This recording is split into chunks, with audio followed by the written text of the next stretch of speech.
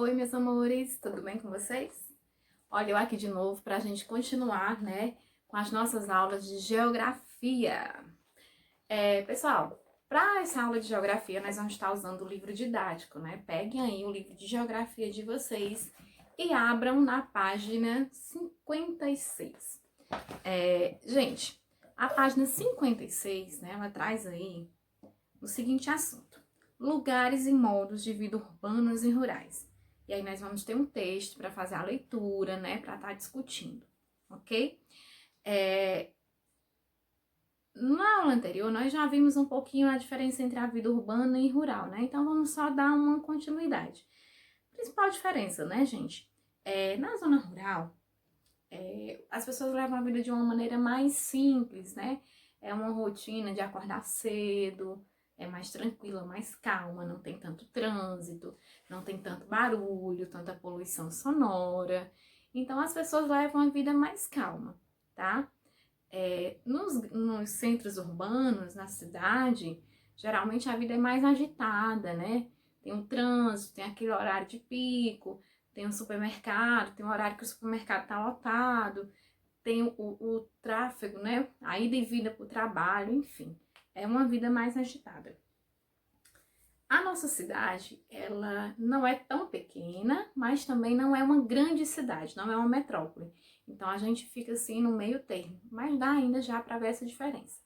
E uma coisa interessante, gente, é que tanto na zona urbana quanto na zona rural, as pessoas gostam, né, de aproveitar o domingo para descansar. É uma coisa que tem em comum, né?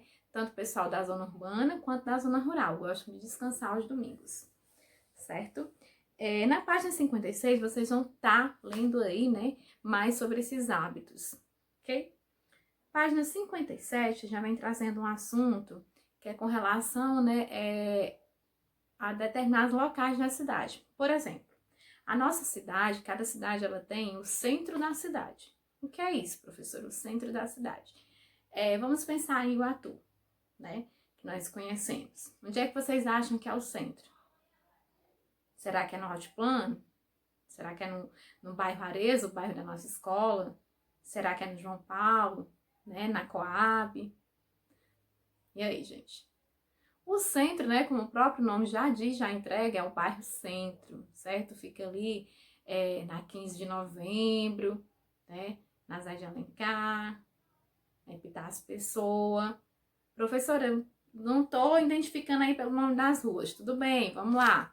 Onde fica a igreja matriz, onde fica o mercado, né? Esse é o nosso centro da cidade. O que é esse centro da cidade? Por que a gente chama centro? O centro da cidade, gente, é onde fica a maioria dos comércios, a maioria das lojas.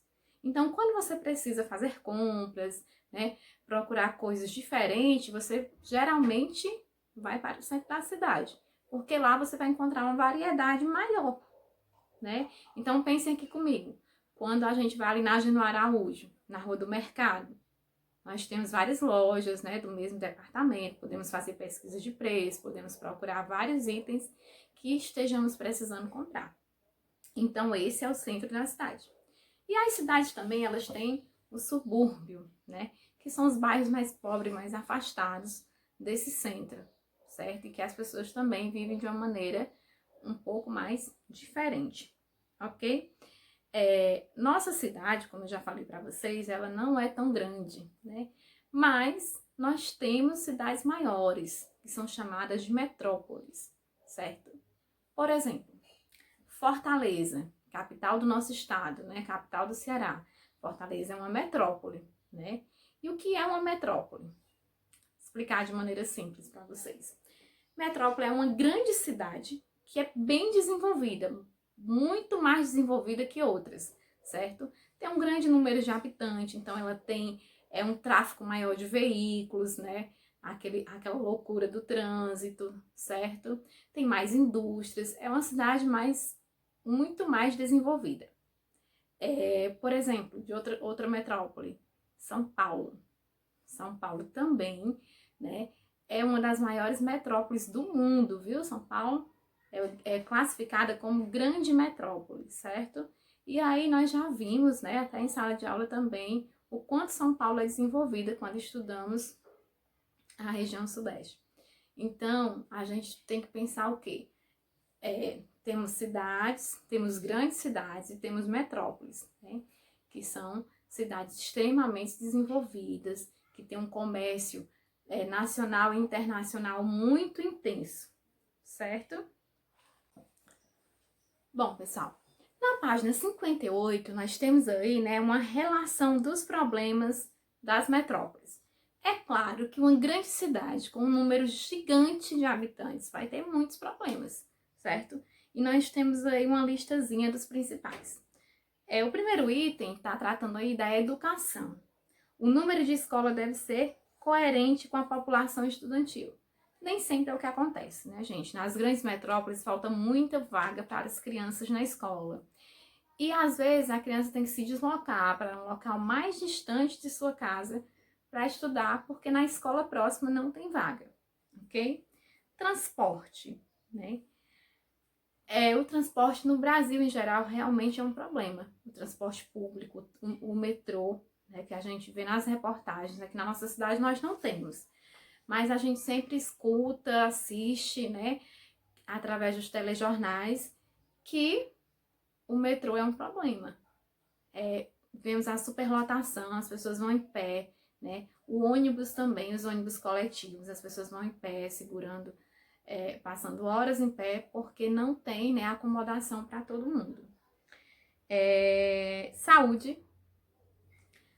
A saúde, gente, é um problema nacional, infelizmente, né? Não só nas grandes metrópoles.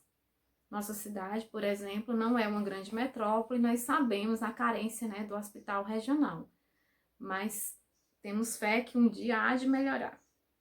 Rede de água e de esgoto, o saneamento básico, né, gente? Nas grandes metrópoles esse problema ainda é maior. Claro que ele atinge muito mais as periferias, né, a parte pobre da grande metrópole. Aí nós temos a questão do lazer também, que é um problema, né? Temos a comunicação e a segurança, né? A questão da comunicação está ligada a, por exemplo, todo mundo ter ou não ter internet, né? Na grande metrópole, tem muitas pessoas utilizando a internet, mas também tem aquelas pessoas mais carentes que não têm acesso. Então, isso é um problema. E nós temos aí a questão da segurança, né? Que também é um problema nosso, certo? Assim como a saúde, a questão da segurança, da violência, é um problema nacional, né? Eu não diria que é só das grandes metrópoles. Mas, gente, na grande metrópole, ele é mais intenso, né? Nós vemos, através das reportagens também, um número enorme de assaltos à mão armada, de assassinatos, todas essas questões, ok? Terminando a página 58, vocês vão estar resolvendo aí a página 59, 60 e 61, ok? Resolvam com atenção, né? Volte no texto. Eu não li o texto aqui para vocês, porque fica cansativo, né, gente? Mas vocês vão fazer aquele esqueminha que a gente faz. Faz aquela leitura silenciosa, prestando atenção, né? Marcando o texto, tá bom? Vamos usar os marcadores, marcar os fatos que vocês considerem mais importantes.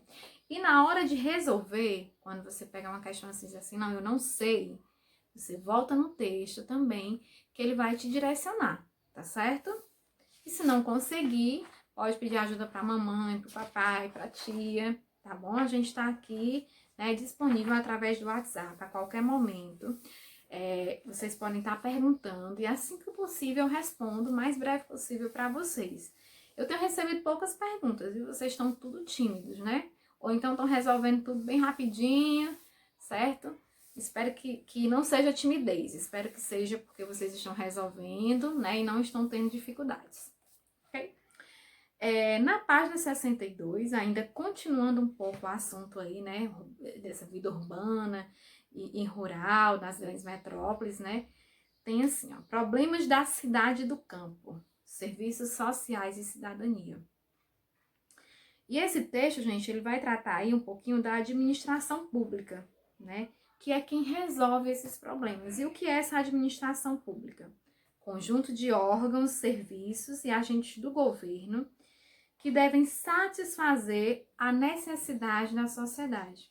Então, a nossa administração pública, gente, são, né, os prefeitos, vereadores, né, todo esse pessoal que se envolve, né, em administrar a cidade. E aí eles têm por obrigação, né, de trabalhar em conjunto para poder gerenciar da melhor maneira possível os recursos, né, que eles conseguem através dos impostos que nós pagamos. Então, eles têm que gerenciar esses recursos e também recursos federais que vêm para ajudar, para que a gente possa ter, né, saúde, transporte, enfim, ok? E nós temos aí a questão do serviço público, né? Vem tratando o serviço público. O que é o serviço público? Vamos citar um exemplo aqui prático, né? O SUS, Sistema Único de Saúde. O Sistema Único de Saúde é um serviço público, pessoal, né? Então, ele deveria apresentar uma qualidade bem melhor. E aí que entra, né, essa administração pública, né? Os prefeitos, os vereadores, os governadores, né, o presidente, eles devem gerir os recursos para que a gente tenha um sistema de saúde competente, que a gente possa adoecer e ser bem atendido, né? Mas, enfim, nós sabemos da deficiência. O serviço público, gente, prestado pelos funcionários públicos, deve obedecer a alguns princípios. Quais são esses princípios? Legalidade, impessoalidade, moralidade, publicidade e eficiência, né? O princípio da legalidade significa aí, gente, que cada servidor público... Peraí, professora, mas quem é o servidor público, né? O servidor público, gente, é o funcionário público, é aquela pessoa que passou em um concurso público e ele trabalha em algumas instituições públicas. Por exemplo, nós temos servidores públicos que trabalham no INSS, na Caixa Econômica Federal, no Banco do Brasil, servidores públicos que trabalham na Prefeitura Municipal de Iguatu, que trabalham no Hospital Regional, né? Médico pode ser um servidor público? Pode, né? Ele está ali trabalhando, prestando serviço, né, para a prefeitura ou para o estado, dependendo do órgão, né, que ele passou no concurso. Então, vamos lá. Esse serviço público dos prefeitos, dos vereadores, dos funcionários públicos, né, eles têm que obedecer esses 5 princípios: legalidade, impessoalidade, moralidade, publicidade e eficiência.